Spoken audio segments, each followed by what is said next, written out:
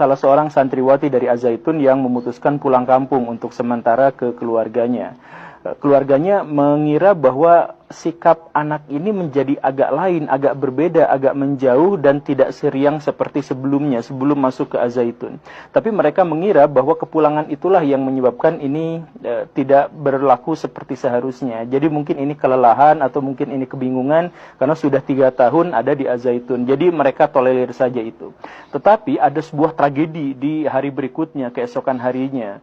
Jadi si anak itu, yang perempuan itu, dia celingukan, bingung gitu. Kemudian bertanya kepada ibunya, "Ibu lihat baju-baju saya enggak?" Kemudian si ibu ya seperti biasa saja bilang, "Barusan ibu cuci, karena kan udah kotor," gitu. Nah, si santriwati itu mendadak merah padam wajahnya, kemudian membentak ibunya, "Ibu berani-beraninya megang baju saya, kenapa bisa seperti itu? Ibu kan masih kafir, masih najis.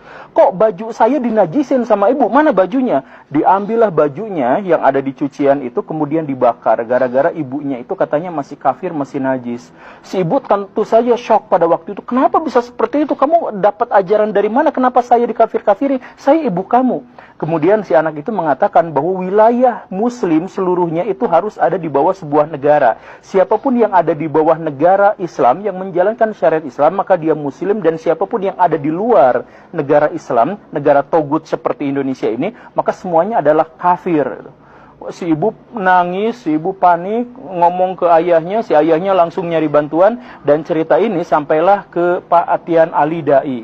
Seorang dai yang sangat keras, sangat tegas kalau urusannya adalah kemungkaran dan kesesatan. Mendengar cerita itu, Pak Atian Ali langsung membuat sebuah investigasi, mengumpulkan massa, cari informasi ke sana ke sini, dan akhirnya disimpulkanlah menurut Pak Atian Ali bahwa Az-Zaitun ini adalah pesantren yang merekrut NII KW 9. Pesantren yang merekrut orang-orang untuk menjadi separatis, untuk membuat orang-orang mengkafirkan semua di luar golongannya, di luar kelompoknya. Lu kafir, dan mereka semua, orang-orang itu secara berkala masuk ke kampung-kampung, masuk ke kota-kota untuk merekrut anggota, untuk merekrut jamaah, untuk diambil uangnya, dan kemudian untuk dicuci otaknya. Mereka biasanya punya modus bahwa kalau kalian hidup di Indonesia, Indonesia itu kan tidak menjalankan syariat Islam. Kalau tidak menjalankan syariat Islam, berarti pemimpin Indonesia itu bukan imam kaum muslimin. Sedangkan di dalam Islam dikatakan bahwa orang Islam itu harus memiliki jamaah. Hanya itulah yang selamat. Jamaah itu dipimpin oleh seorang imam, yang tentu saja itu sesuai syariat. Kalau misalkan dipimpin sama presiden, yang dia dipilih oleh muslim dan non-muslim dan tidak menjalankan syariat Islam, maka presiden itu kafir. Kemudian orang-orang yang tunduk taat pada peraturan-peraturannya juga adalah kafir. Nah, biasanya doktrinnya itu adalah seperti itu.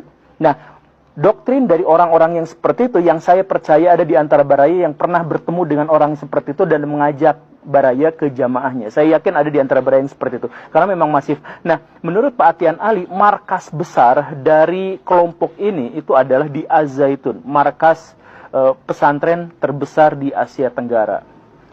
Investigasi berlanjut, dan tentu saja bukan hanya dilakukan oleh Pak Atian Ali dengan FUUI-nya, tetapi melibatkan banyak sekali orang, banyak sekali pihak. Ada MUI masuk ke situ, ada NU masuk ke situ, kemudian banyak jurnalis, media-media, penulis buku, termasuk juga BIN masuk ke situ.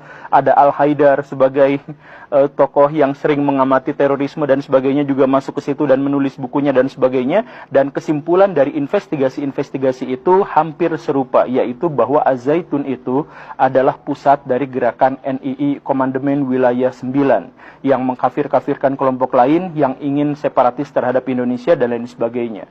Pak Atian Ali di suatu kesempatan di Masjid Istiqomah Bandung itu berpidato sambil marah-marah, berorasi sambil bercucuran air mata.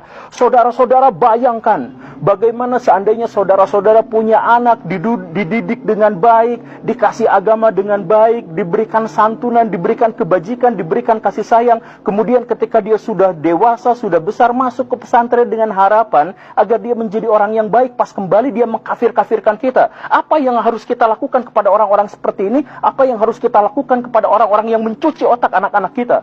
Inilah kerjaan yang dilakukan oleh NII KW 9 yang ada di Az-Zaitun. Kita hancurkan mereka, kita lawan mereka. Allahu Akbar. Ya, seperti itulah pada waktu itu emosinya Pak Atian Ali setelah melakukan investigasi terhadap komplek Az-Zaitun.